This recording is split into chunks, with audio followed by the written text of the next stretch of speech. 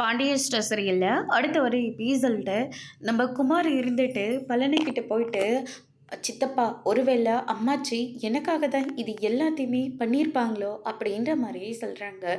மவனை என்னடா சொல்கிற அப்படின்னு சொல்லிட்டு கேட்கவும், ஆமா சித்தப்பா, நான் அம்மாச்சிக்கிட்ட நிறைய தடவை அரசியை நான் உண்மையாக நேசிக்கிறேன், அரசிக்கும் எனக்கும் கல்யாணம் நடந்தால் ரொம்ப சந்தோஷமாக இருக்குன்னு சொல்லி அம்மா கிட்ட நிறைய தடவை பேசியிருக்கேன்.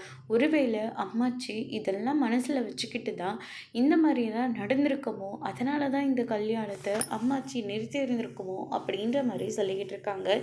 இது எல்லாத்தையும் மாறி வந்து கேட்டுறாங்க. குமார், இப்போ நீ சொல்லிட்டு இருக்கிறது எல்லாமே உண்மைதானா?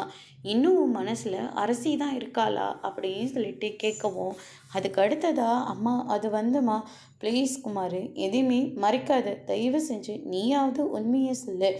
இதுக்காக தான் அத்தை இந்த கல்யாணத்தை நிறுத்தினாங்களா அப்படின்னு சொல்லிட்டு கேட்கவும், ஆமாம்மா, இதுக்காக தான் அம்மாச்சி கல்யாணத்தை நிறுத்தி இருந்துப்பாங்க அப்படின்ற மாதிரி சொல்கிறாங்க.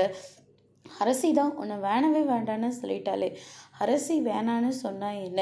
ஆனால் என் மனசை முழுக்க அரசி மட்டும்தானே இருக்கா. அவளுக்கு நான் எவ்வளோலாம் கொடுமை பண்ணியிருக்கேன்னு தெரியுமா? அதுக்கு பதிலாக அவளை கல்யாணம் பண்ணிக்கிட்டு அவளை தங்கத்தட்டில் வச்சு தாங்கணுமா அப்படின்ற மாதிரி சொல்கிறாங்க. இதெல்லாம் கேட்டோன்னே மாறி இருந்துட்டு நேராக சக்திவேல் கிட்ட போயிட்டு, உங்களுடைய பேராசைனாலேயும் உங்களுடைய ஈகோனாலே தான் என் பிள்ளைக்கு இன்னும் கல்யாணமே நடக்காமல் இருக்குது அப்படின்ற மாதிரி சொல்கிறாங்க. அதோடு முடிச்சிருக்காங்க.